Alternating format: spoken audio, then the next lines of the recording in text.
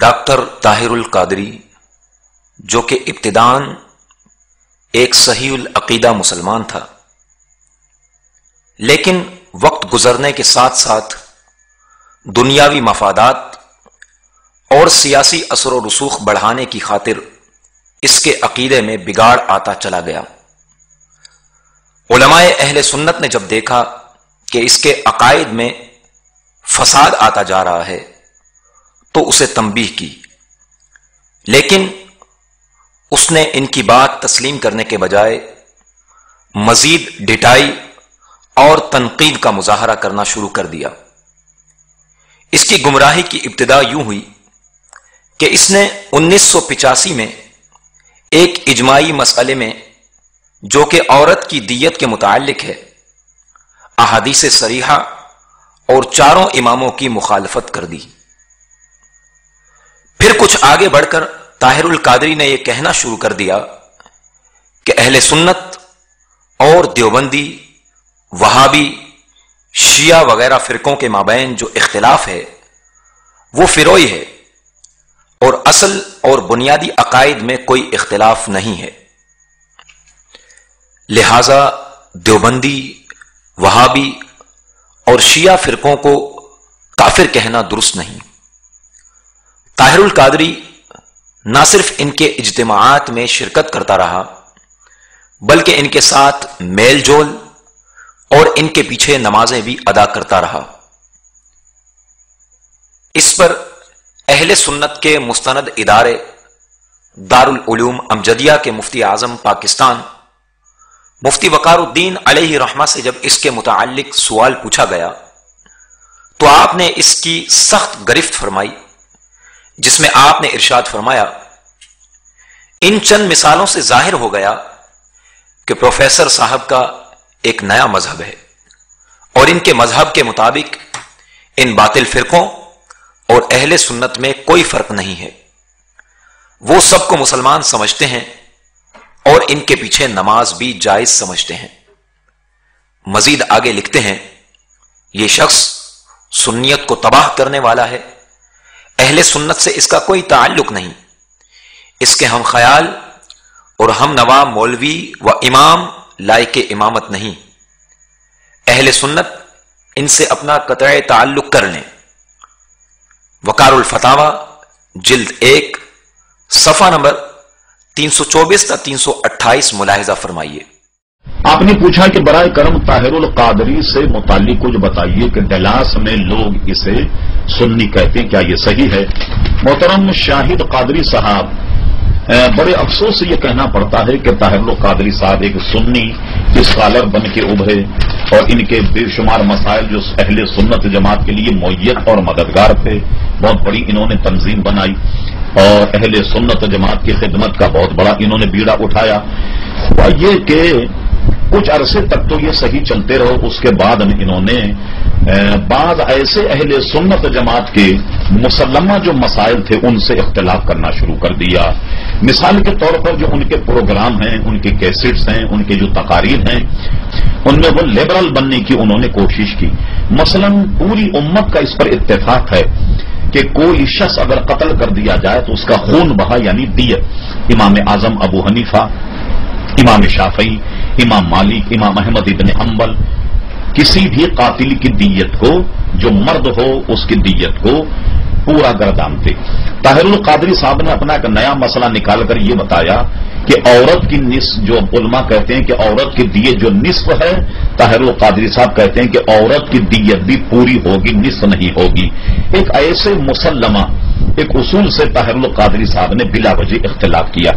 ان کی تصریحات سے یہ پتہ لگتا ہے کہ وہ ہر ایک کے پیچھے نماز پڑھ لیتے ہیں، تو ظاہر ہے کہ ہم اہل سنت و جماعت اس معاملے میں ہمارا موقف جو ہے بالکل دو ٹوک ہے کہ ہم سوائے اہل سنت کے کسی اور مسلک کے پیچھے جو ہیں وہ نماز نہیں پڑھتے۔ بعض باتیں ان میں ایسی ہیں کہ جن سے طاہر القادری صاحب کو علماء اہل سنت نے سخت اختلاف ان سے کیا، اس کی وجہ سے ہم ان کے پیروکار نہیں ہیں، لیکن یہ دعا کرتے ہیں کہ اللہ تبارک و تعالیٰ انہیں راہ راست عطا فرمائے۔ ڈاکٹر صاحب ویسے تو اپنے آپ کو سنی کہتے اور کہلاتے ہیں، لیکن وہ دیوبندیوں اور وہابیوں سے بڑی والہانہ محبت رکھتے ہیں۔ انہوں نے اس دور کے رئیس المنافقین تبلیغی مولوی طارق جمیل دیوبندی سے اپنے اجتماع میں دعا کروائی اور اللہ اور رسول صلی اللہ تعالی علیہ وسلم کے دشمن کی تعظیم کر کے اللہ کے غضب کو دعوت دی۔ آپ بھی ملاحظہ کیجئے۔ مولانا طارق جمیل صاحب سے کہہ رہا ہوں کہ آئے ہیں، ہمارے مہمان ہیں، تو دعا اس مجلس میں یہ کروائیں۔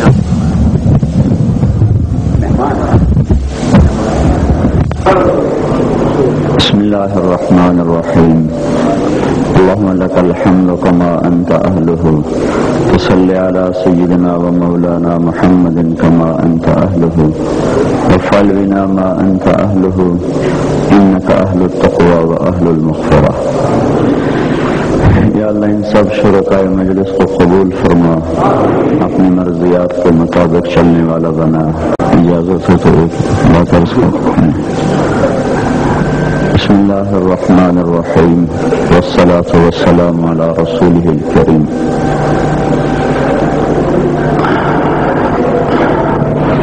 الامر فوق الادب۔ حضرت نے فرمایا دعا کرائیں، ہم تو مہمان بن کے آئے تھے اور مہمان میزبان کے زیر بار ہوتا ہے، اس لیے مجھے یہ بادل ناخواستہ کام کرنا پڑا۔ تو جو مضمون بیان کیا گیا ہے اسی کے ساتھ ایک چھوٹی سی بات عرض کر دیتا ہوں۔ حضور صلی اللہ تعالی علیہ وسلم نے ارشاد فرمایا کہ بعثت لأتمم مکارم الاخلاق، میں مکارم اخلاق کی تکمیل کے لیے بھیجا گیا ہوں۔ بہت اچھا سبق آپ کو دیا گیا تھا، اسی سے متعلق چند باتیں میرے ذہن میں آئی تھیں، وہ بھی میں نے عرض کر دی۔ اللہ ہم سب کو عمل کی توفیق دے۔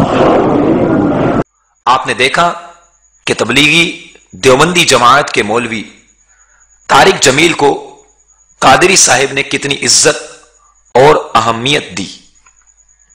ہم یہ پوچھنا چاہتے ہیں کہ ڈاکٹر صاحب سنی علماء سے عداوت اور دیوبندیوں سے اس قدر الفت، کیا یہی ہے آپ کی سنیت کی خدمت؟ آپ کو کوئی سنی عالم نہیں ملا دعا کروانے کے لیے جو ایک جاہل، بد مذہب اور گستاخ شخص سے دعا کروائی اور اس کی تقریر خود بھی سنی اور اپنے مریدوں کو سنوائی؟ طاہر القادری صاحب گمراہی میں ایک قدم اور آگے بڑھے اور انہوں نے سنیوں اور شیعوں کو ایک کہنا شروع کر دیا۔ حالانکہ کون سا مسلمان ہے جو ان شیعوں کی گستاخیوں سے واقف نہیں ہے؟ لیکن جو علماء اہل سنت ان گستاخ شیعوں کا رد کرتے ہیں، ان کے بارے میں قادری صاحب کے تاثرات ملاحظہ فرمائیں۔ کرو نا تھوڑا، میں تمہیں گل سکھاواں۔ اہل سنت جڑے بھائی بیٹھے ہو ذرا ہاتھ کھڑے کرو۔ اہل سنت ہاتھ تلے کرو۔ جڑے عام رواج سنی کہلاندے، میری مراد ہے تسی نعرہ لاؤ، نعرہ حیدری۔ اہل سنت لگاؤ نعرہ آخو یا علی، پھر آخو نعرہ حیدری، پھر آخو نعرہ حیدری۔ ہوں تسی چپ رہے۔ ہوں جڑے شیعہ بھائی بیٹھے ہیں اہل تشیع، وہ ہاتھ کھڑا کریں، اونچے کرو ہاتھ کھڑے اونچے، شاباش۔ اہل تشیع بھائی ہاتھ کھڑے کریں۔ ہوں تواڈے واسطے سنو، ہوں تسی ہوں صحابہ کرام دا جنہاں نے اہل بیت دی شان بیان کیتی جی، ہوں تسی نعرہ لاؤ، نعرہ صدیقی۔ تسی آکو حضرت صدیق اکبر زندہ باد، نعرہ صدیقی۔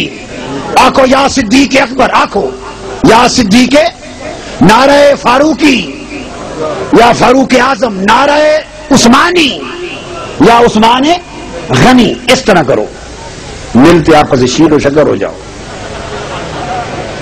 ایک ہو جاؤ، اور جڑا دو کرن واسطے آوے نا اس نو دو کر دیو۔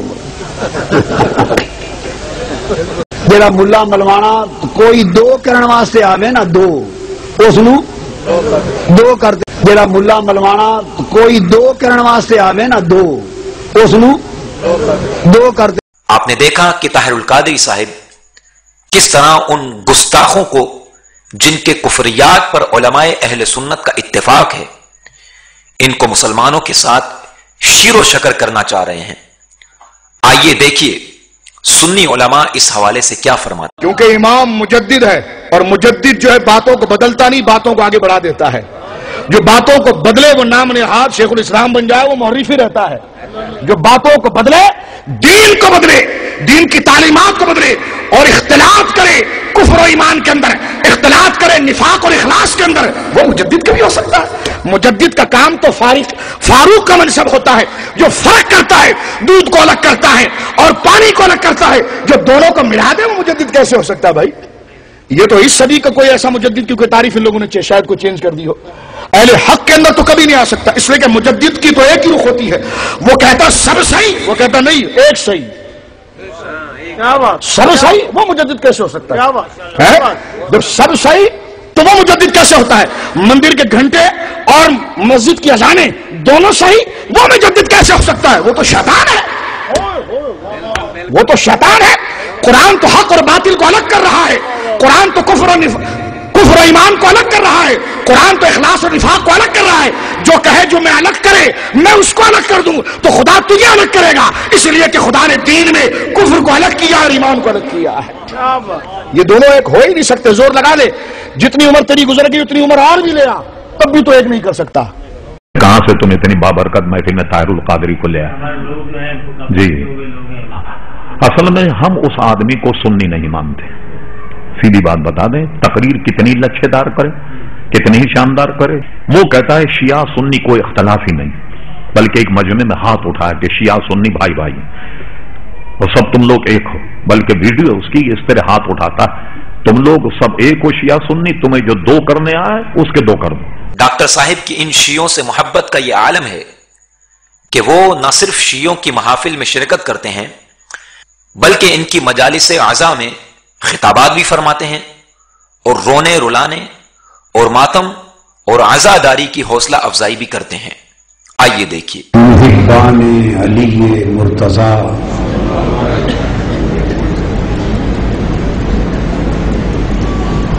سگان سیدہ فاطمۃ الزہرا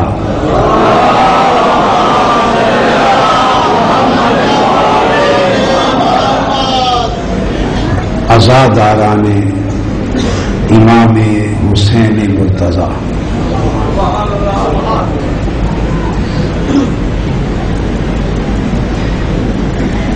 اللہ رب العزت کی توفیق سے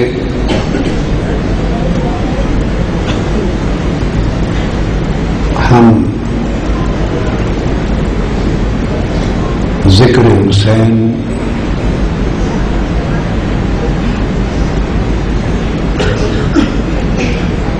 اور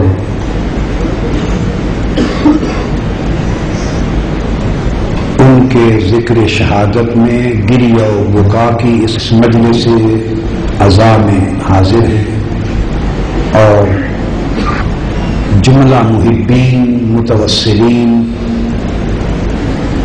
اور حسینی مشن کے سب علم برداران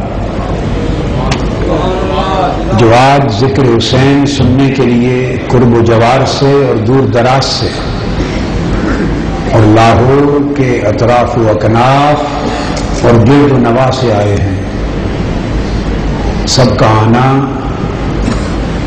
اس مجلس سے ذکر و گریہ و بکا میں یاد حسین میں بیٹھنا اور یاد کربلا میں آنسوؤں کو پرنم کرنا اور خوش نصیب آنکھوں سے غم کے قطروں کا آنسوؤں کا گرنا۔ میری دعا ہے کہ سب اللہ کی بارگاہ میں قبول ہو اور بارگاہ حسین میں پیش ہو اور ہم سب کو شفاعت کے لیے چادر فاطمۃ الزہرا نصیب۔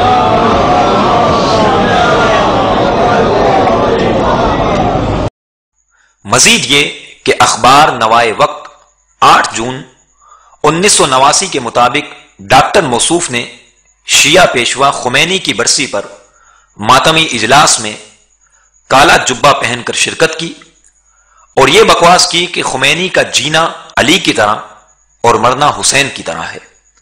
خمینی سے محبت کا تقاضا ہے کہ ہر بچہ خمینی بن جائے، معاذ اللہ۔ دوسرے الفاظ میں یوں کہہ لیجئے کہ ہر بچہ گستاخ صحابہ بنے۔ سب سے پہلے تو میں ڈاکٹر طاہر القادری کے بارے میں بتانا چاہتا ہوں کہ یہ شخص ابتدا میں صحیح العقیدہ سنی اور فقہی مسائل کے اندر حنفیت کے اوپر یہ شخص قائم تھا، لیکن جو یہ آگے بڑھتا گیا اور لوگوں نے اس کی تقریروں پر اس کو داد دی، تقریر کے اندر اس کا خاص ملکہ ہے، تقریر کے اوپر داد دی اور اس کی جماعت جو ہے وہ بڑھتی گئی، تو آہستہ آہستہ آہستہ آہستہ اس نے خود کو امام اعظم ابو حنیفہ رحمۃ اللہ تعالی علیہ کے بالمقابل ایک مجتہد بنا لیا۔ اور اس بات کا اظہار اس موقع پر ہوا کہ جب ایک مذاکرہ ہوا تھا جامعہ نعیمیہ لاہور میں عورت کی دیت کے مسئلے پر، تو فقہائے اسلام کا اتفاق ہے کہ یہ تاوان جو ہے یہ مرد کے تاوان سے ادا ہوگا۔ تو کسی شخص نے ڈاکٹر طاہر القادری کے سامنے امام اعظم ابو حنیفہ رحمۃ اللہ علیہ اور پوری حنفی جو مذہب کے اکابر محدثین مفسرین فقہا اور ائمہ دین ہیں ان سب کے حوالے سے یہ کہا کہ ان سب کا مذہب جو ہے وہ یہ ہے کہ عورت کی دیت مرد کی دیت سے نصف ہے، اس سے آدھی ہے۔ تو طاہر القادری نے جواب دیا کہ آپ ان لوگوں کا حوالہ امام ابو حنیفہ اور ان کے جو پیروکار ہیں، ہاں جی، ان میں بڑے بڑے ائمہ دین ہیں، بڑے بڑے اولیاء کرام ہیں، بڑے بڑے فقہا ہیں، عظیم سے عظیم تر درجے کے، تو ان کا نام لے کر کہنے لگا کہ یہ سارے تو میرے مد مقابل ہیں، آپ ان کا حوالہ میرے سامنے کس طرح دے سکتے ہیں؟ تو یہ اس کی بہت بڑی گمراہی تھی، پہلے کہ عورت کی دیت کو جو ہے وہ مرد کی دیت کے برابر قرار دینا اور اجماع امت کی مخالفت کرنا، اور اس سے مقصود یہ تھا کہ جدت زدہ ماڈرن جو سیکولر قسم کا طبقہ ہے پاکستان کے اندر اور انڈیا کے اندر یا دوسری ملکوں میں، ان سے شاباش لینا مقصود تھا۔ تو اجماع امت کو اس نے پھاڑا، تو اجماع امت کا پھاڑنے والا جو ہے وہ فاسق ہے، کم از کم وہ فاسق ہے۔ امام ابن حجر عسقلانی رحمۃ اللہ تعالی علیہ کی تحریر اور ہمارے اکابر کی تحریروں کے مطابق، اسی طرح جس وقت خمینی مر گیا، اور خمینی کون تھا؟ یہ شیعہ اثنا عشری تھا، اور شیعہ اثنا عشری کے عقائد جو ہیں وہ ان کی اپنی کتابوں سے ظاہر و باہر ہیں۔ ان کے ملا باقر مجلسی نے لکھا ہے، اور اسی طرح ان کے کافی کلینی کے اندر بھی موجود ہے، کتاب الروضہ کے اندر، اور اسی طرح تفسیر قمی کے اندر بھی موجود ہے، اور دیگر ان کے مذہب کی مستند اور بنیادی کتابوں کے اندر یہ موجود ہے کہ جس وقت رسول اللہ صلی اللہ علیہ وسلم کی وفات ہوئی تو آپ کی وفات کے بعد صرف 3 آدمی مسلمان بچے، باقی سارے کے سارے جو ہیں وہ کافر ہو گئے، مرتد ہو گئے، الیاذ باللہ ثم الیاذ باللہ۔ رسول اللہ صلی اللہ علیہ وسلم کے صحابہ کرام کو ون ٹو آل سوا 3 افراد کے جو شخص کافر اور مرتد کہتا ہے، تو ایسا شخص خود اس بات کا مستحق ہے کہ وہ خود کافر ہے، تو خمینی بھی انہی کا ایک عالم تھا۔ خمینی جب مرا تو یہ اس کے تعزیتی ایک پروگرام کے اندر ایک امام باڑے کے اندر یہ کالا جبہ پہن کر، کالا جبہ سے مراد ہے میری کہ وہ ماتم کے لیے آدمی جائے اور کالا لباس پہن کے جائے تو وہ ماتمی ہوتا ہے، یعنی ماتمی لباس پہن کے یہ گیا پروفیسر طاہر القادری، اور انہیں جا کر بڑی تقریر کی، اور تقریر کے اندر 2 باتیں خاص طور پر انتہائی قابل گرفت ہیں۔ ایک بات تو یہ کہی کہ یہ تو ایک خمینی فوت ہوا ہے، مگر فکر نہ کرو کہ پاکستان کا بچہ بچہ خمینی ہوگا، نعوذ باللہ ثم نعوذ باللہ ثم نعوذ باللہ۔ جو پاکستان کے بچے کو کافر بنانا چاہتا ہے تو وہ شخص خود کیسے مسلمان ہو سکتا؟ یہ طاہر القادری جو ہے یہ شیعہ حضرات کے امام واڑے کے اندر گیا، وہاں جا کے اس نے تقریر کی، اور تقریر کے اندر اس نے یہ بکواس کی کہ نعوذ باللہ ثم نعوذ باللہ ثم نعوذ باللہ کہ شیعہ اور سنی دونوں مذہبوں کو ملا کر اسلام کامل ہوتا ہے، نعوذ باللہ ثم نعوذ باللہ ثم نعوذ باللہ۔ اگر سنیوں کو نکال دیا جائے پھر بھی اسلام کامل نہیں، اگر شیعہ کو نکال دیا تو پھر بھی اسلام کامل نہیں۔ تو جو شخص شیعہ کے کفر کو شامل کیے بغیر اسلام کو مکمل نہیں سمجھتا وہ مسلمان ہے؟ کون ہے وہ؟ تو پہلے تو اس کے بارے میں جو شرعی حکم ہے، کم از کم شرعی حکم یہ ہے کہ اہل سنت و جماعت میں سے ہرگز نہیں دھوکہ دیا ہوا اس نے سنی مسلمانوں کو، اور یہ شخص بدترین گمراہ ہے، بدترین گمراہ۔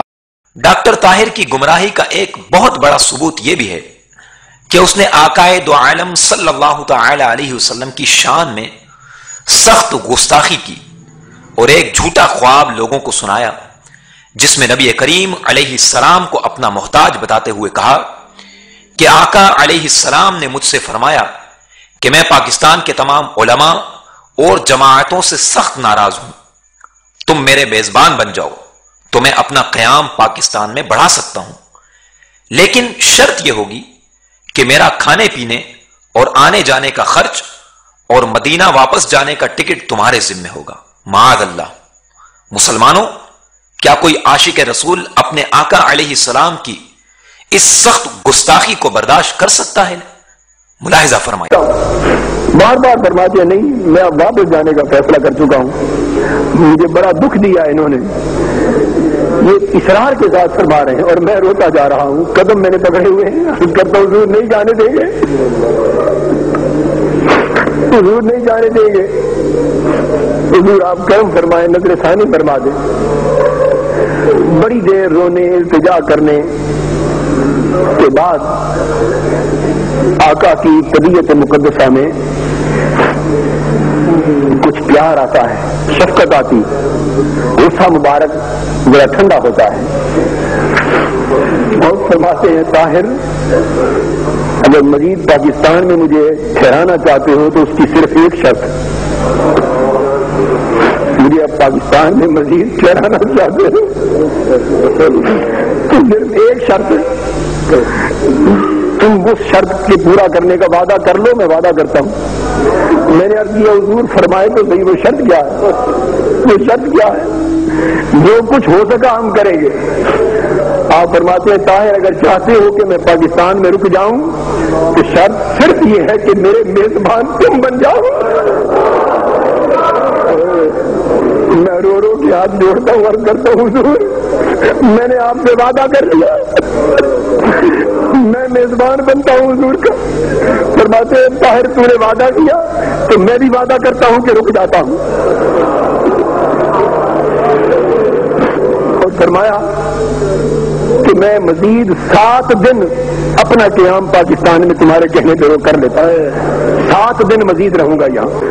پھر مجھ سے فرماتے ہیں ایک بات اور وعدہ کرو مجھ سے،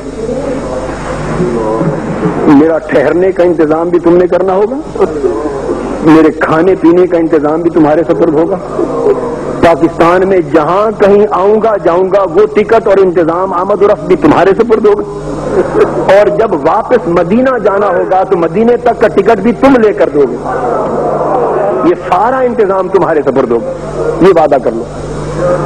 میں نے عرض کیا حضور یہ سارا وعدہ ہو گیا؟ فرماتے ہیں پھر میرا وعدہ ہے کہ میں 7 دن یہاں رک جاتا ہوں۔ اس وقت مجھے آقا نے فرمایا کہ تم اپنا ادارہ منہاج القرآن بناؤ، میں تم سے وعدہ کرتا ہوں تمہارے ادارے میں آؤں گا۔ کچھ وقت گزرتا ہے، ڈاکٹر صاحب مزید آگے بڑھتے ہیں۔ ان کا انداز خطابت بڑا مشہور ہے اور ان کے مریدین کو ان کی علمیت پر بڑا ناز ہے، لیکن کبھی کبھار وہ جذبات کی راہوں میں اتنا بہہ جاتے ہیں کہ شریعت کی حدود کو پھلانگ جاتے ہیں اور ایسی باتیں کر جاتے ہیں جو ایک عالم تو درکنار ایک عام مسلمان بھی نہیں کر سکتا۔ ملاحظہ فرمائیے۔ کیا خبر تم نور بشر میں جگڑتے رہتے ہو؟ ارے ایک مقام وہ آتا ہے عالم خلق میں جہاں بشریت بھی علائق میں داخل ہے اور نورانیت بھی علائق میں داخل ہے، وہاں جانے کے لیے بشریت سے بھی نکلنا پڑتا ہے اور نورانیت سے بھی نکلنا پڑتا ہے۔ جب لامکاں پہ پہنچے تو مصطفیٰ جب عالم عرش پہ آئے تو بشریت کا لباس اتار دیا تھا، جب عرش پر آئے تو بشریت کا لباس اتار دیا تھا، اور جب عرش والوں کو چھوڑ کر لامکاں میں گئے نورانیت کا لباس بھی اتار دیا تھا۔ اب کون سا لباس رہ گیا؟ ہائے ہائے ہک ہے ہک ہے ہک ہے ہک ہے ہک ہے ہک ہے جیڑا ہک کو ڈو کر جانے وہ کافر تے مشرک. آپ نے دیکھا کہ قادری صاحب اتنا زیادہ جذبات میں آ گئے کہ اللہ اور اس کے رسول کی ذات کو ہی ایک بنا دیا. معاذ اللہ. کیا یہی وہ علم اور عشق ہے جس پر طاہری مذہب کے ماننے والوں کو بہت زیادہ ناز ہے؟ کوئی عالم تو درکنار، کیا کوئی عام مسلمان بھی اس طرح کا عقیدہ رکھ سکتا ہے جس طرح کا عقیدہ طاہری مذہب میں پایا جاتا ہے؟ انا للہ و انا الیہ راجعون. ڈاکٹر صاحب کا ہمیشہ سے یہ طریقہ رہا ہے کہ وہ اہل حق کے بجائے ہمیشہ اہل باطل کا ساتھ دیتے رہے، خواہ اس میں اسلام یا اہل اسلام کا کتنا ہی بڑا نقصان کیوں نہ ہو. مثلا عیاش اور روشن خیال سابق گورنر پنجاب سلمان تاثیر، جس نے گستاخی رسول کی مرتکبہ ایک ملعونہ عیسائی عورت کا ساتھ دیا، حتیٰ کہ کورٹ نے بھی اسے توہین رسالت کی پاداش میں سزائے موت سنا دی تھی. اس پر سلمان تاثیر نے یہ بکواسات کی کہ یہ اس کے ساتھ ظلم ہے، یہ کالا قانون ہے، میں اس قانون کو نہیں مانتا، میں اس کی سزا صدر زرداری سے معاف کرواؤں گا، وغیرہ وغیرہ. معاذ اللہ. یہ صدر صاحب کو آپ نے اپیل کی ہے. میں آیا ہوں یہاں آسیہ بی بی کو ملنے کے لیے، اور یہ 1.5 سال جیل رہی ہے اور ان کو سزا سنائی دی گئی ہے جو میں سمجھتا ہوں ایک بڑی سخت اور ظالم سزا ہے، ایک بڑی سخت اور ظالم سزا ہے، ایک بڑی سخت اور ظالم سزا ہے. اور انہوں نے اپیل درج کی ہے صدر پاکستان کو، آصف علی زرداری صاحب، کہ ان کی سزا جو ہے معاف کی جائے، اور انشاءاللہ صدر صاحب جو ہیں وہ انسانیت کے اور تقاضوں کے مطابق وہ ان کی سزا معاف کریں گے. اور میں یہ بھی کہتا چلوں کہ قائد اعظم محمد علی جناح کا جو پاکستان ہے اس میں ایسا قانون نہیں تھا اور کبھی نہیں ہو سکتا تھا، اور اس طرح کی ظالم سزا، اور ہمارے مذہب میں بھی اقلیتوں کا تحفظ ہے. اور یہ اپیل صدر صاحب کے پاس میں لے جاؤں گا اور انشاءاللہ ان کی سزا معاف کر دی جائے گی. اس کی ان بکواسات کے نتیجے میں علماء کرام نے سخت گرفت فرمائی، اور جب اسے تنبیہ کی گئی تو اس نے بکواس کی کہ معاذ اللہ، میں ان علماء کے فتووں کو جوتوں کی نوک پر رکھتا ہوں. عام مسلمانوں نے بھی اس کے خلاف سخت احتجاج کیا، لیکن جب اس کی ہٹ دھرمی اور کفار اور گستاخ رسول سے محبت قائم رہی تو اس کے ایک عاشق رسول گارڈ ممتاز قادری نے اسے فائرنگ کر کے ہلاک کر دیا. ممتاز قادری نے خود اپنے آپ کو قانون کے حوالے کر دیا. علماء اہل سنت نے ممتاز قادری کے حق میں فیصلہ دیا اور عام مسلمانوں نے ممتاز قادری کی رہائی کا مطالبہ کیا. لیکن طاہری مذہب کے بانی طاہر القادری صاحب کا ووٹ سلمان تاثیر ہی کے حق میں رہا. اس نے کئی گھنٹوں کی تقریر سلمان تاثیر کے حق میں کی، اور 25 ستمبر 2011 کو ایک ٹی وی پروگرام میں ایک قادیانی پی جے میر کے ساتھ بیٹھ کر ممتاز قادری کو قاتل اور سزائے موت کا حقدار قرار دیا. کیا یہ ناموس رسالت کے ساتھ غداری اور یہود و نصارہ کے ساتھ وفاداری نہیں ہے؟ ملاحظہ فرمائیں. یہاں مجھے ایک کلنگ یاد آتی ہے، not former but governor Salman Taseer کی جو کلنگ ہوئی ہے، آپ اس پہ کیا کہیں گے؟ سلمان تاثیر کی آپ نے بات کی، جس شخص نے اس کو مارا، what ever was the back ground, وہ شخص قاتل ہے، اس کو قاتل ہونے کی حیثیت سے سزا ملنی چاہیے تھی. گورنر سلمان تاثیر نے اگر کوئی جملہ ایسا بولا جس پر میں کمنٹ نہیں کر سکتا، یہ چیزیں تحقیق طلب ہوتی ہیں، جو گستاخی رسول پر جا کے منتج ہوتا ہے، اگر بالفرض میں کہہ رہا ہوں، اگر ایسا بولا یہ ثابت ہو جائے، ایون دین کسی ایک سویلین اور انڈیویجول کو قتل کرنے کی اجازت نہیں، اسلام اجازت نہیں دیتا. اگر وہ لا اپنے ہاتھ میں لے کے قتل کرے گا وہ قاتل تصور کیا جائے گا، اس کی سزا موت ہے. اور یہاں اور جہاں تک میں نے اس کے اسٹیٹمنٹ کو دیکھا تھا، جو کچھ ٹی وی یا آرات کے ذریعے میرے نالج میں آیا، وہ سارا اسٹیٹمنٹ بحیثیت اسلام کے ایک طالب علم کے میں اگر پڑھوں تو وہ ٹیکنیکلی اسپیکنگ، جس کو گستاخی رسول اور اہانت رسول کہتے ہیں، جس پر سزا موت ہوتی ہے، اس کی ڈیفینیشن میں نہیں آتا وہ اسٹیٹمنٹ۔ علماء اہل سنت نے اس کے بھی جوابات دیے اور اس کی علمی گرفت فرمائی، جبکہ کچھ عرصہ قبل ہی ڈاکٹر موصوف اپنی ایک کتاب میں اس بات کو تحریر کر چکے ہیں کہ نبی کریم صلی اللہ تعالی علیہ وسلم کی شان میں ادنا سی گستاخی کرنے والا شخص کافر اور مرتد اور واجب القتل ہے، مسلمانوں پر واجب ہے کہ اسے قتل کر دیں اور اس گستاخ کی نیت بھی نہ پوچھی جائے گی۔ لیکن اب نہ جانے کتنے ڈالر اور پاؤنڈ لے کر ڈاکٹر صاحب نے اپنا مذہب تبدیل کر لیا ہے، مگر ان کو یاد رکھنا چاہیے کہ ناموس رسالت سے غداری انہیں دنیا اور آخرت میں رسوائی کے سوا کچھ بھی نہیں دے سکتے۔ جنہوں نے قتل کیا ہے سلمان تاثیر کا، آپ کیا فیل کرتے ہیں کہ ہمیں کیا میسج دینا چاہیے کہ ایک کولڈ بلڈڈ مرڈر ہو رہا ہے، کیا اس کو ہم اپریشیٹ کریں یا کنڈیم کریں؟ بسم اللہ۔ اور پھر ان کے اندر بے احتیاطی کی بنیاد پر حادثے ہوتے ہیں۔ جہاں تک ممتاز قادری صاحب کا اور قانون تحفظ ناموس رسالت کا تعلق ہے، تو اس میں ہمارے ملک کی یہ خوش قسمتی ہے کہ ہمارے آئین میں قرآن و سنت کی روح شامل ہے، اور 295 اگرچہ ہمارے آئین کا حصہ ہونے کے لحاظ سے ہم اس کو پاکستان کے قانون کا حصہ سمجھتے ہیں، مگر یہ محض پاکستانی نہیں بلکہ قرآنی اور ایمانی قانون ہے۔ لوگوں کی غلط فہمی ہے کہ یہ کوئی ضیائی قانون ہے، یہ ضیائی نہیں بلکہ خدائی اور مصطفی قانون ہے۔ اب تو حکومت کو بھی اس کا ادراک ہو گیا ہے، اور اب اس کے بارے میں کوئی اس طرح کی بے احتیاط گفتگو کی اجازت بھی نہیں ہونی چاہیے۔ اور میں یہ سمجھتا ہوں کہ پہلے بھی جو کچھ ہوا ہے وہ ہمارے مختلف چینلز پر کچھ لوگوں نے گفتگو ایسی کی ہے فری سٹائل میں کہ ناموس رسالت کے آداب سے متعلق وہ صحیح نہیں تھی، اور عوام کے جذبات مجروح ہوئے ایسی مختلف جو ہیں بحثیں ان کے سننے سے۔ یہ بات طے شدہ ہے کہ اس کے رسول صلی اللہ علیہ وسلم مومن کی میراث ہے، اور مومن اس کو اپنی سب سے بڑی پونجی سمجھتا ہے۔ لیکن جس وقت اس کے سامنے توہین رسالت کا کوئی جرم ہو جاتا ہے یا کسی کے بارے میں مصدقہ طریقے سے اطلاع ملتی ہے تو اس کے جذبات کا مچلنا یہ ایک طبیعی امر ہے۔ شفیع صاحب کہہ رہے تھے کہ کوئی تصور نہیں کر سکتا، یہ تو شاید انہوں نے قرآن و سنت یا تاریخ کا مطالعہ نہیں کیا ہوگا۔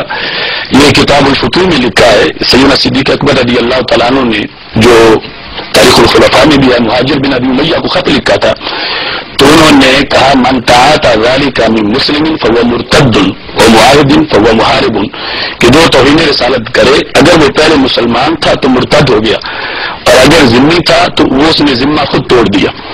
تو اب اگر کوئی کر ہی نہیں سکتا تو امیر المومنین کو یہ اپنا خط بھیجنے اور سلطنت میں یہ اپنی طرف سے ایڈوائس کی ضرورت کیا تھی؟ ایسا ہو جاتا ہے اور پھر ہی حادثہ ہوتا ہے۔ جہاں تک ممتاز قادری صاحب کے کیس کا تعلق ہے، میں یہ سمجھتا ہوں کہ وہ ہیرو ہیں، اور اس پر میرے نزدیک دلائل قرآن و سنت سے میں صرف اتنا بتانا چاہتا ہوں۔ امام وبشیحی کی کتاب جس کا نام مستطرف ہے، اس کے 75ویں باب کی دوسری جلد میں یہ لکھا ہے کہ بحرین کے علاقہ میں دور فاروق اعظم رضی اللہ تعالیٰ عنہ میں کچھ بچے ہاکی کھیل رہے تو گیند اچھلی، قریب پادری تھا، اس کو جا لگی۔ جب وہ گیند لگی تو گیند پکڑ لی، بچے مانگنے گئے تو پادری نے دینے سے انکار کر دیا۔ تو ایک بچے نے کہا سألتک بحق محمد الا رددتها الینا، کہ میں اگر تم ویسے نہیں دیتے تو میرے نبی علیہ السلام کے نام کے صدقے مجھے گیند دے دو۔ ان کا یہ عقیدہ تھا کہ یہ نام لیں گا تو کام ہو جائے گا، لیکن وہ پادری چڑھ گیا، اس نے آگے نام پاک کی توہین کر ڈالی۔ فاقبلوا الیہ بسوالی، جی بچے آنکھیں لے کے چڑھ گئے، انہوں نے دن دہاڑے اسی وقت پادری کو قتل کر دیا۔ یہ کیس سیدنا فاروق اعظم رضی اللہ تعالیٰ عنہ تک پہنچا کہ بچوں نے ماورائے عدالت خود ہی فتوے دے کے خود ہی نافذ کر لیے۔ تو آپ تو نیل کے کنارے پر کتے کا بھی خیال کرتے ہیں، تو لہذا ان بچوں کو پھانسی دی جا رہا ہے۔ حضرت عمر رضی اللہ تعالیٰ عنہ نے کہا الآن عز الاسلام، ان بچوں کے اقدام سے اسلام غالب آ گیا۔ کیوں؟ ان اطفالا صغارا شوتما نبیہم، چھوٹے چھوٹے بچوں کے سامنے ان کے نبی علیہ الصلوۃ والسلام کو گالی دی گئی. غاضب وہ غصے میں آ گیا، غصے میں آ گیا، وہیں تصر انہوں نے بدلہ لے لیا. ذرا دماغ اس کو انہوں نے کہا کہ ان بچوں کو پھانسی بھی نہیں دی جائے گی، جیل میں بھی نہیں ڈالا جائے گا، اور کسی طرح کی ان سے ناراضگی نہیں کی جائے گی. سلمان انہوں نے اشرفی صاحب نے مرتد کا ذکر کیا تو فتاوی قردلی، فتاوی حسب المفتین، غایت العباشی، میرے پاس 10 ماخذ ہیں کہ مرتد کی 2 قسمیں ہیں. ایک مرتد ہوا جو سمپل مرتد ہے، توہین کے بغیر ہوا. دوسرا مرتد ہے جو توہین رسالت سے ہوا. جو اس توہین کے بغیر ہوگا اس کو 3 دن دیے جائیں گے، اور جو توہین کر کے ہوئے اس کو 3 منٹ بھی نہیں دیے جائیں گے. اب یہ بچوں نے جو قتل کیا تو کون سی عدالت لگی وہاں سے، کون سی سماعت ہوئی؟ ایک مقرر نے ممتاز قادری کے بارے میں بیان دیا کہ اس نے سلمان تاثیر کو غلط قتل کیا، اس بارے میں روشنی ڈالے. تو میں پوچھتا ہوں تمہارے چچا سلمان تاثیر کو جب سارے علماء 3 مہینے سے سمجھا رہے تھے کہ تو نے غلط بکا ہے، غلط بات کی ہے، وہ بیانات آپ کو یاد ہے؟ سب کو وہ ریلیاں یاد ہیں؟ حضرت صاحب ریلیاں یاد ہے نا آپ کو؟ لاہور میں بھی غیرت مند مسلمانوں نے نکالی، کراچی میں بھی نکالی گئی، صوبہ سرحد میں نکالی گئی، بلوچستان میں نکالی گئی، اس کو سمجھانے کے لیے. لیکن وہ کیا کہتا تھا، یہ سارے فتوے اور یہ مولوی میری جوتی کے نیچے ہے. تو میں نے کہا تیرے جیسے مولوی جو غازی کو نہیں مان رہے وہ اس کی جوتی کے نیچے ہے. یہ شیر اور یہ مرد قلندر نہیں ہے جنہوں نے اپنی جانوں کا سودا نبی کریم علیہ الصلوۃ والسلام کے نام پر کیا ہے. تو اس نے جو بکواس کی تھی اس پر اس کو متنبع کیا گیا، اور ریلیاں نکال کر اسے اگر وہ ایک بیان دے دیتا تو کیا حال ہوتا. لیکن میں یہ پوچھنا چاہتا ہوں، مجھے یہ بتاؤ کہ جیل میں جا کر اس ملونہ سے ملاقات کس نے کی تھی؟ اسے رہائی دلانے کا دعویٰ کس نے کیا تھا؟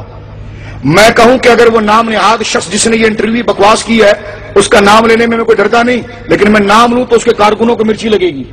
تو میں نے کہا تمہیں اپنے استاد کے نام پر مرچی لگی ہے تو جس نے حضور کی توہین کی اس ملونہ کی تعریف کرنے پر اہل اسلام کا دل دکھا ہے.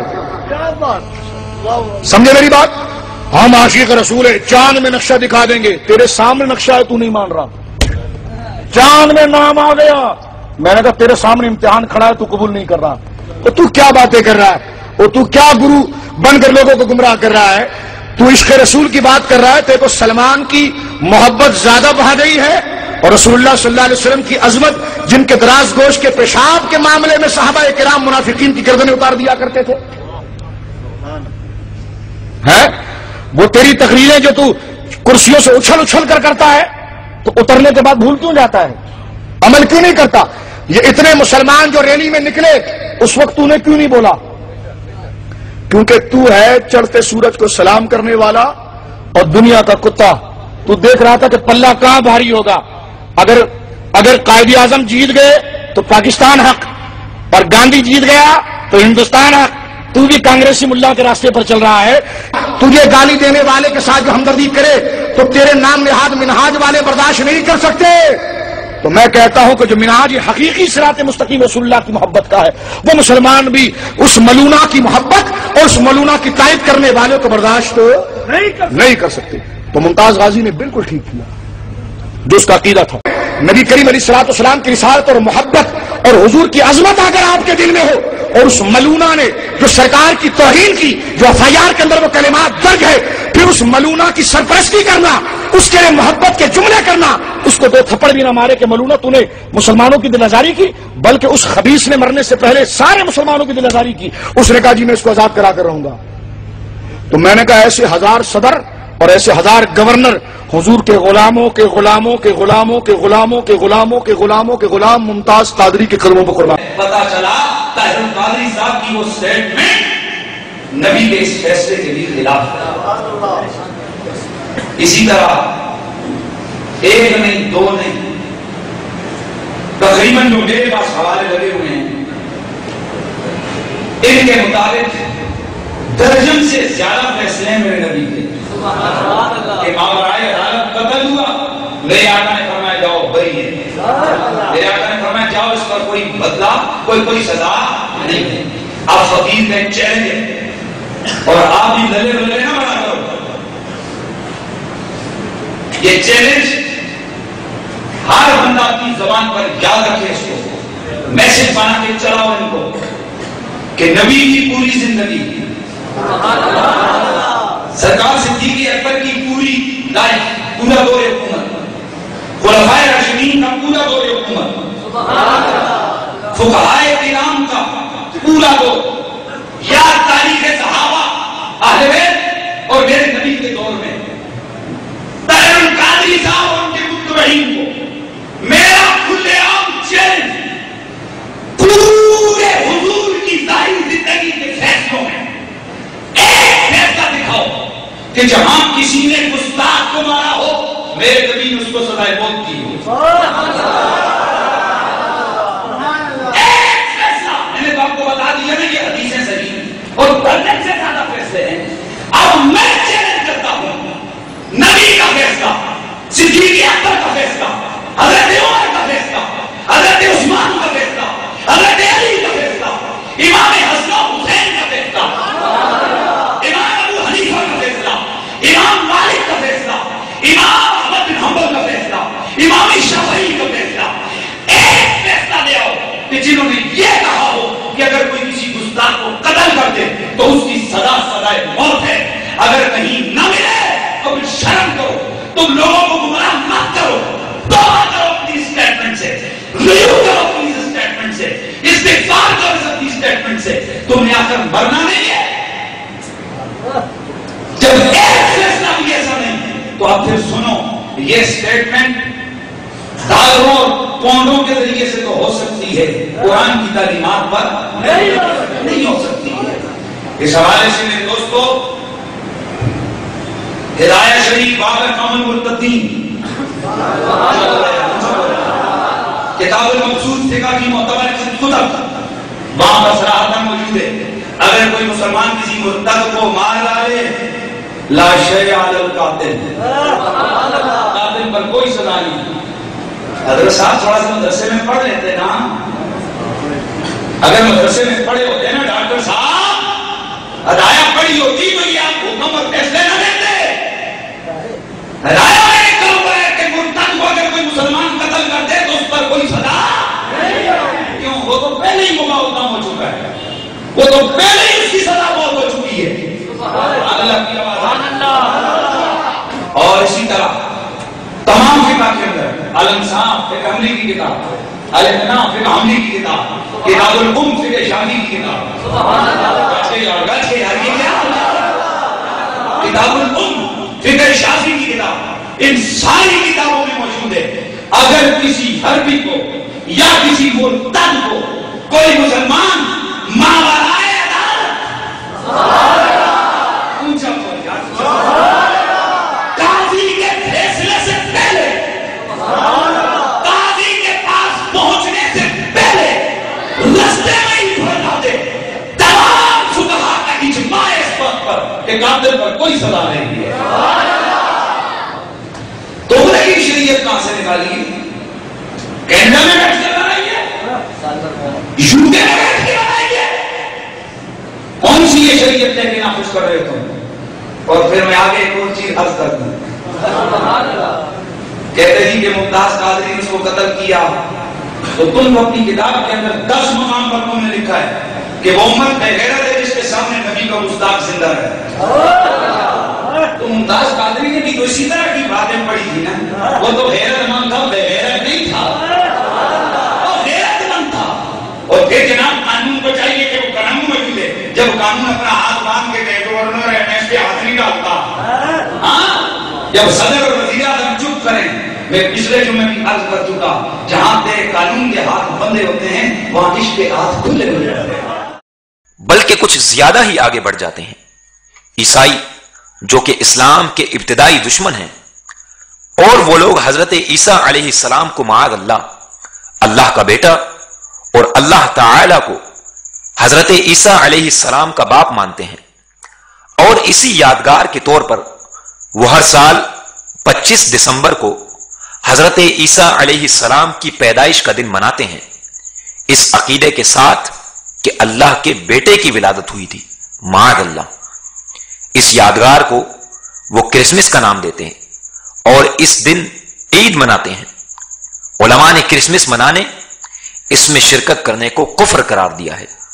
लेकिन डॉक्टर ताहिरुल कादरी साहिब ना सिर्फ क्रिसमस का त्यौहार बड़े शौक से मनाते हैं, बल्कि इन कुफ्फार को इनके पादरी समेत बुलवाकर इनकी मेहमान नवाजी करते हुए अपने मिनहाज सेंटर में बड़ी मोहब्बत के सी मोहब्बत के सी मोहब्बत के सी मोहब्बत के सी मोहब्बत के सी मोहब्बत के साथ मोहब्बत के मोहब्बत के मोहब्बत के मोहब्बत के मोहब्बत के मोहब्बत के मोहब्बत के मोहब्बत के मोहब्बत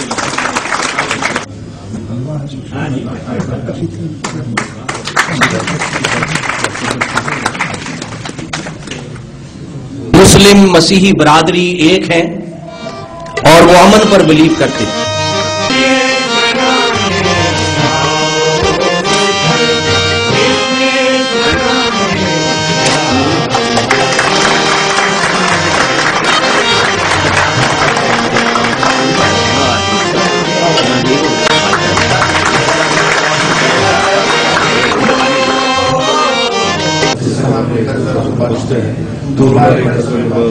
माँ को बरकत बख्शे बाप और बेटे और रूह को दस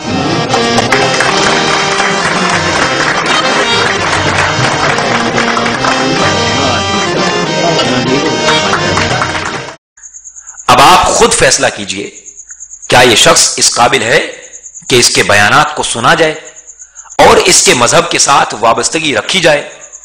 देखिए उलमाए अहले सुन्नत क्या फरमाते हैं। अब आइए, अपने इदारे में उसने 25 दिसंबर को ईसाइयों की ईद मनाई। क्या बोलते हैं साहब उसको? क्रिसमस। केक काटा, ठीक। और बाज़ाब्ता केक काटने में जो ईसाई अपना एक नगमा गाते हैं क्रिसमस का, ढोल तबला सारंगी पर वो नगमा भी हुआ और वो काटे गए। अब बाज लोग जो सीधे कहते हैं भाई ईसा अलैहिस्सलाम का अगर दिन मनाया जाए तो इसमें क्या हरज है, वो तो अल्लाह के नबी है, कोई हरज नहीं बात ईसा अलैहिस्सलाम का दिन मनाना। लेकिन इस तरफ अवाम की तवज्जो नहीं होती। हम अगर ईसा अलैहिस्सलाम का दिन मनाएं तो ये जायज है। मसला ये है कि हम अगर मनाएं ईसा अलैहिस्सलाम का दिन तो अल्लाह के नबी, अल्लाह के बंदे का दिन मनाएं। और तमाम ईसाई जो ये दिन मनाते हैं वो अल्लाह का बेटा पैदा हुआ, माज़अल्लाह। उनका मजहब ये है कि हजरत मरियम अलैहिस्सलाम माज़अल्लाह अल्लाह तबारक व तआला से हामला हुई और फिर उसके बाद ईसा अलैहिस्सलाम पैदा हुए तो तीन खुदा, उनकी खुदा तीनों में बढ़ गई। ईसा अलैहिस्सलाम भी खुदा के बेटे, हजरत मरियम माज़अल्लाह अल्लाह ताला की बेगम, ईसा अलैहिस्सलाम की वाला, तीन खुदा। तो ईसा अलैहिस्सलाम को बतौर अल्लाह का बेटा मनाना और उस तकरीब में किसी मुसलमान का शरीक होना, ये क्या है? समझ गए? ये पूरे 5 अखबार के तराशे मेरे पास मौजूद हैं। फिर उसके बाद आइए, उसके बाद उन्होंने कहा कि ये जो क्रिसमस है ये भी मीलादुन नबी की तरीके से, उसको मीलादुन नबी करार दिया। एक बात। दूसरी चीज क्या है? कहता है मेरी जो मस्जिद है लाहौर में मिनहाजुल कुरान, ये ईसाइयों के लिए हमेशा खुली हुई है कि अपने अकीदे, अपने मजहब के मुताबिक मेरी मस्जिद में आनकर वो इबादत कर सकते। अब ईसाइयों की इबादत क्या होगी भाई? वो तो सारे तबला सारंगी लेकर आ जाए, एक आदमी लकड़ी हिलाएगा और सारे जनाब साज बजाएंगे, ये होगा वो होगा। तो हमने एक जहन में नक्शा बनाया, ये लोग इतवार का दिन होगा, सब अपनी इबादत में मसरूफ होंगे, हमारा मौज़न आएगा, भाई हमारी तो अजान का वक्त हो गया। उनका नहीं, अभी आप सब्र करें। तो ताहिरुल कादिर साहब ने कहा हम अपने मजहब के मुताबिक इबादत करें, हमारी इबादत खत्म होगी 2:30 बजे, फिर 3 बजे अब अजान कहिएगा, क्या अपनी नमाज को हम मौकूफ कर दें? ये सारी ऐसी बातें हैं कि जो इस्लाम से दूर करने वाली और गोया एक मुसलमानों के पेशे में कलम का टीका।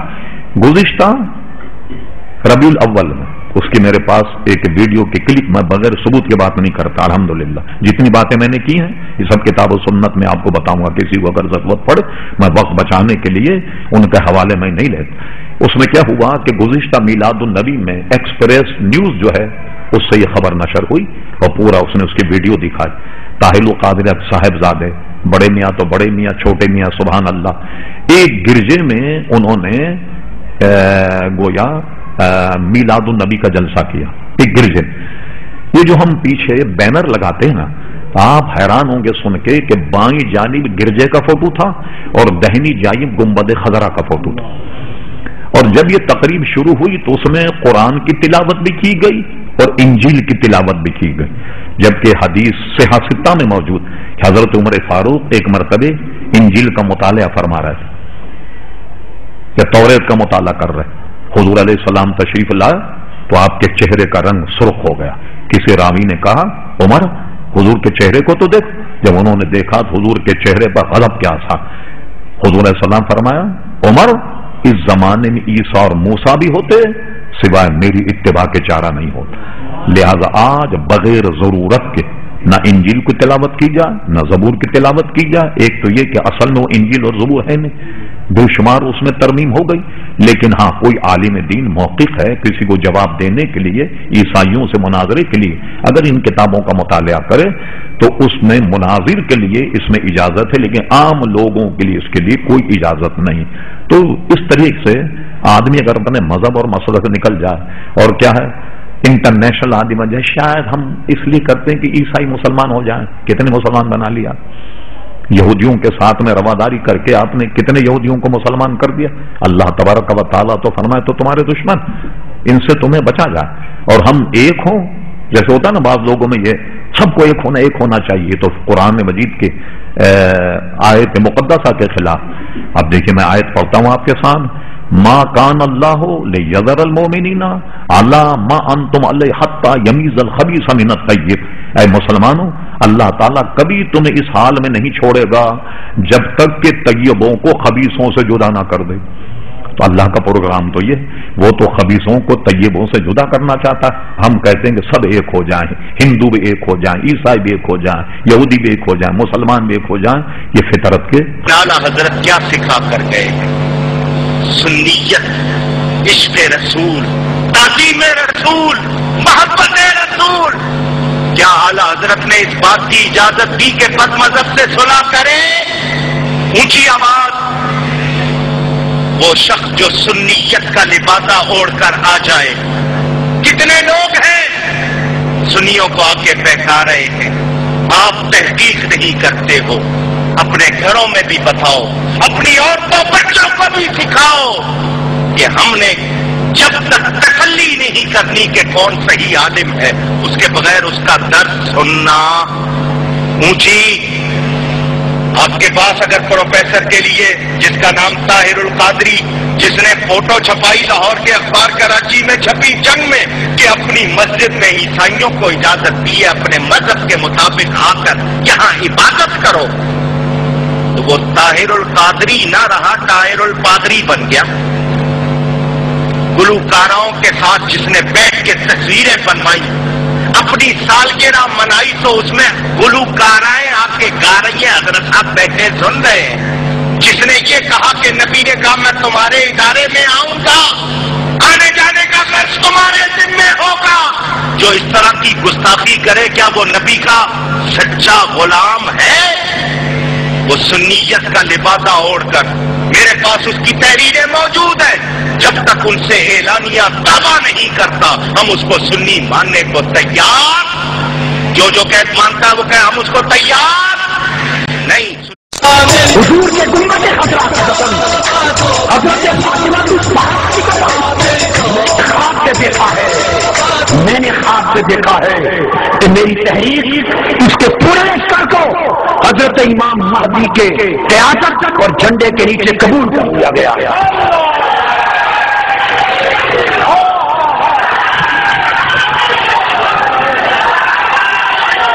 मुबारक हो तुम्हें, तुम कबूलियत पा चुके हो। गुल्बद खसरा की कसम और मेरे आका की काली कमली की कसम, अहले बैत के इमामों की कसम, मैंने ख्वाब से देखा, दिखाया गया कि मेरी तहरीर मिन्हाजुल कुरान, मुस्तफ़ा इनकलाब का झंडा मेरे हाथ में है और मेरी तहरीर के लाखों पार्सलों का लश्कर मेरे पीछे हैं। और इजाजत दी गई कि आओ, ताहिरुल कादरी अपने पूरे लश्कर को लेकर इमाम महदी की गुलामी में कबूल कर लिया गया है।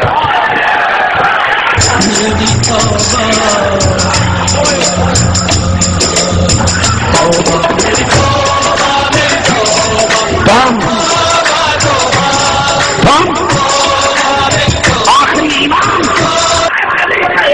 मुस्तफा सैयदा फातिमा ज़हरा के बेटे, आखिरी इमाम सरबरा और खलीफा उम्मत हजरत इमाम महदी के लश्कर में शामिल कर लिए गए हो, तो यकीन कर लो कि आप कबूल हो चुके।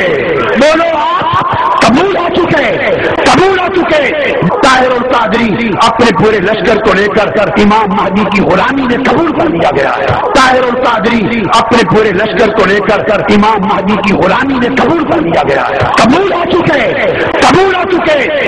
ہو چکے.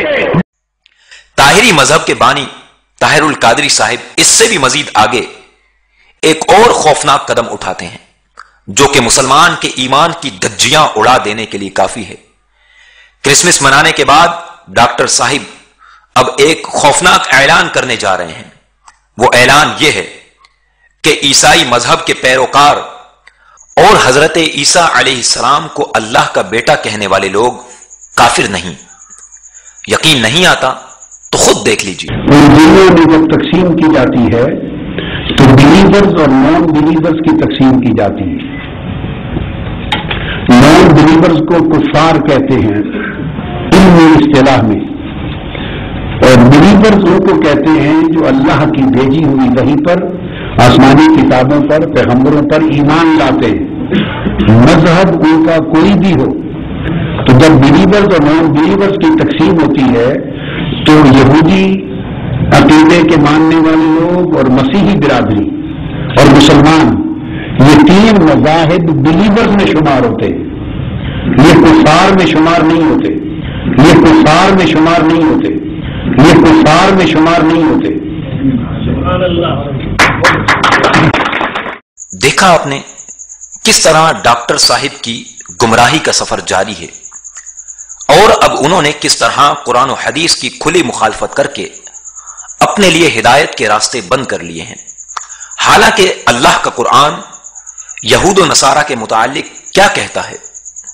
وقالت اليہود عزیر ابن اللہ وقالت النصارى مسیح ابن اللہ ذلك قولهم بافواہہم یضائہون قول الذین کفروا من قبل قاتلهم اللہ انا یؤفکون اتخذوا احبارهم ورهبانهم اربابا من دون اللہ والمسیح ابن مریم وما امروا الا ليعبدوا الہا واحدا لا الہ الا هو سبحانہ عما یشرکون. یہودی بولے عزیر اللہ کا بیٹا ہے، نصارہ یعنی عیسائی بولے مسیح یعنی عیسیٰ علیہ السلام اللہ کا بیٹا ہے. یہ باتیں وہ اپنے منہ سے بکتے ہیں، پچھلے کافروں کی سی باتیں بناتے ہیں. اللہ انہیں مارے کہاں اوندے جاتے ہیں. انہوں نے اپنے جوگیوں اور پادریوں کو اللہ کے سوا خدا بنا لیا، اور مسیح ابن مریم کو بھی، اور انہیں حکم یہی تھا کہ ایک اللہ کو پوجیں، اس کے سوا کوئی معبود نہیں. اسے پاکی ہے ان کے شرک سے. پارہ 10 سورہ توبہ آیت نمبر 30 کی یہ آیت اور اس کا ترجمہ آپ نے سماعت کیا. آپ نے دیکھا قرآن کس طرح ان کے کفریات کو بیان کرتے ہوئے سختی کے ساتھ ان کا رد کرتا ہے، لیکن پروفیسر صاحب کس طرح ان کافروں کی مدح سرائی کر رہے ہیں. کیا یہ دین کی تعلیمات کو مسخ کرنے کی سازش نہیں ہے؟ آئیے دیکھیے اہل سنت کے ممتاز اور مسلمہ عالم دین مفتی اعظم پاکستان ڈھیروں علماء اہل سنت کی موجودگی میں دارالعلوم امجدیہ میں اس مسئلے میں کیا فرماتے ہیں. ان کا فتویٰ بھی سن لیجئے. ہمارے علم میں یہ بات لائی گئی ہے کہ پروفیسر ڈاکٹر طاہر القادری صاحب نے یہ بیان دیا ہے کہ عالمی سطح پر دو تقسیمیں ہیں، ایک بلیورز ہیں اور ایک نان بلیورز ہیں. نان بلیورز میں عام کفار ہیں اور بلیورز میں یہود و نصارہ یعنی اہل کتاب اور مسلمان شامل ہیں. میرے نزدیک یہ موقف پرانی آیات کے واضح طور پر خلاف ہے، کیونکہ بلیور کے معنی ہیں یقین رکھنے والا، اعتقاد رکھنے والا اور ایمان رکھنے والا. اللہ تبارک و تعالی قرآن مجید میں فرماتا ہے کہ ان الذین کفروا من اہل الکتاب والمشرکین، کہ جنہوں نے کفر کیا اہل کتاب اور مشرکین میں سے۔ اللہ جل شانہ عز و جل فرماتا ہے لم یکن الذین کفروا من اہل الکتاب والمشرکین۔ سورہ البینہ کی ان دونوں آیات مبارکہ میں اور قرآن مجید میں دیگر مقامات پر مثلا فرمایا وقال الذین کفروا ان اللہ ثالث ثلاثہ، کافروں نے یہ کہا کہ اللہ تین میں سے تیسرا ہے۔ تو قرآن مجید صراحت کے ساتھ، وضاحت کے ساتھ، قطعیت کے ساتھ یہود و نصارہ یعنی اہل کتاب کو کافروں کی صف میں شامل فرماتا ہے۔ اور کیوں نہ ہو کہ جو ختم المرسلین رحمت للعالمین صلی اللہ علیہ وآلہ وسلم کی نبوت پر ایمان نہ رکھیں اور قرآن مجید کے کلام اللہ ہونے پر ایمان نہ رکھیں تو وہ کسی بھی معیار پر بلیور یا مومن نہیں ہو سکتے، اور اسی لیے قرآن مجید نے انہیں کافر کہا ہے، تو ان کو بلیور یا صاحب ایمان قرار دینا یہ قرآن کے بالکل قطعی طور پر خلاف ہے۔ مسلمانوں، ایمان سے بتاؤ، کیا اب بھی آپ کو پادری صاحب حق پر نظر آتے ہیں؟ کیا اب بھی آپ کے دل میں کوئی شک و شبہ باقی رہ گیا ہے؟ اگر واقعی ایسا ہے تو آئیے پروفیسر صاحب کے تابوت میں آخری کیل ٹھونکنے ہم جا رہے ہیں۔ تیار ہو جائیے، لیکن یاد رکھیے گا یہ انتہائی خوفناک اور ایمان شکن منظر ہے۔ اپنے دل پر ہاتھ رکھ لیجئے، اور اس بار جو حرکت پادری صاحب نے کی ہے، کیا اس نے ان کے اندر ایمان نام کی کوئی چیز چھوڑی ہے؟ یہ فیصلہ آپ نے کرنا ہے۔ Allah. And Allah means the God, nothing else. It is not special thing for Muslims.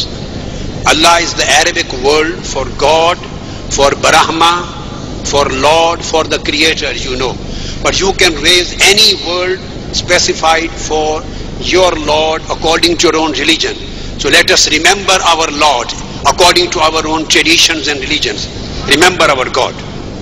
Allah, Allah, Allah, Allah, Allah, Allah.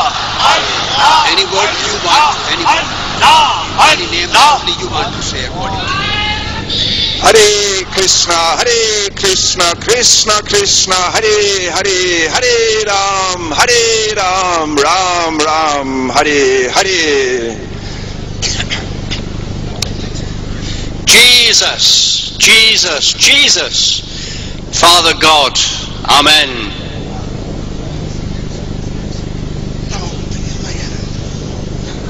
Namo Buddhaya, Namo Buddhaya, Namo Buddhaya. Om Tat Purushaya Vidmahe Mahasena Dhimahe Tanno Rudra Prachodayat. Om Namah Shivaya Namaha.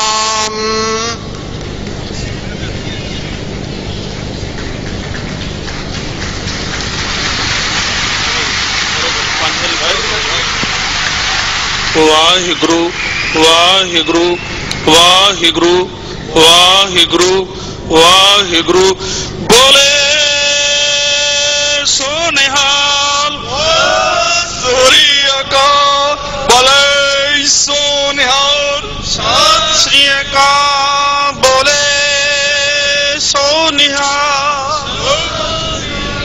بعض نے یہ کہا کہ معاذ اللہ برہما اور اللہ تعالیٰ یہ ایک ہی ہے، کوئی برہما کہہ کے پکار رہا ہے، کوئی اللہ تعالیٰ کہہ کے پکار رہا ہے، کوئی بھگوان کہہ کے جیسے پکار رہا ہے، تو یہ سب ایک ہی ہیں۔ دیکھیں یہ بھی بالکل فاسد اور غلط خیال ہے، ایک کیسے ہو سکتے ہیں؟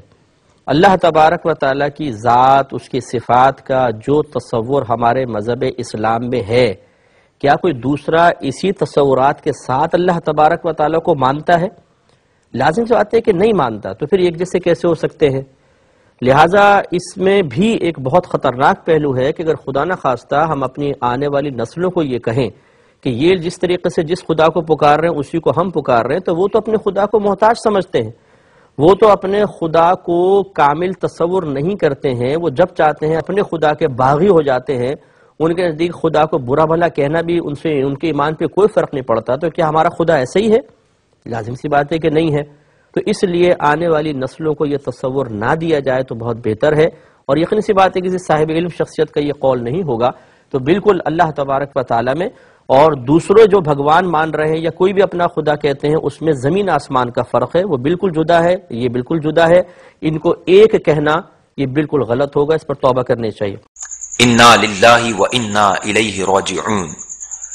لندن میں ہونے والی اس کانفرنس کا نتیجہ آپ نے دیکھ لیا کہ کس طرح مسلمانوں، ہندوؤں، عیسائیوں، یہودیوں، بدھ متوں، سکھوں اور دیگر کفار کو ایک ہی مذہب کا پیروکار ثابت کر کے اسلام کے خلاف کتنی بڑی سازش کی جا رہی ہے، اور خدا اور اس کے رسول کے دشمنوں اور کفار کے پیشواؤں کو بلا کر انہیں تعظیم اور عزت کے مقام پر کھڑا کر کے انہیں اپنی شرکیہ عبادات کرنے کی کس قدر بے باکی کے ساتھ دعوت دی جا رہی ہے، اور احکام شرعیہ کی کس قدر بے باکی سے دھجیاں اڑائی جا رہی ہیں۔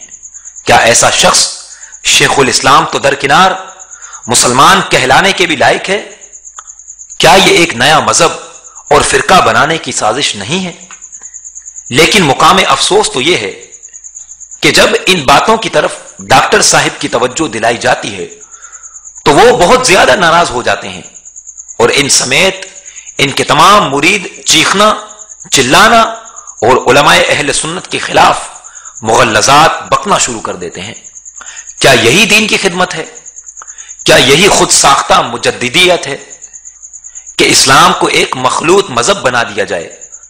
حالانکہ لکم دینکم ولی دین، یعنی تمہارے لیے تمہارا دین، میرے لیے میرا دین کا قرآنی اعلان ہمیں واضح طور پر بتا رہا ہے کہ کفر الگ ملت اور اسلام الگ ملت ہے۔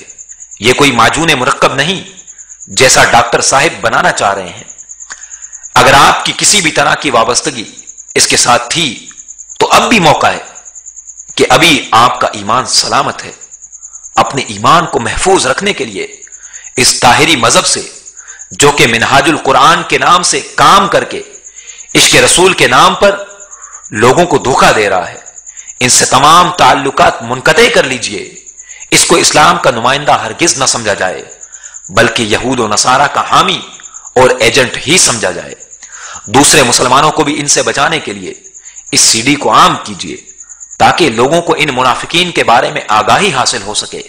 اللہ ہم سب کا حامی و ناصر ہو اور مرتے دم تک مسلک حق اہل سنت کے ساتھ وابستہ رکھے۔ آمین بجاہ النبی الامین صلی اللہ تعالی علیہ وسلم۔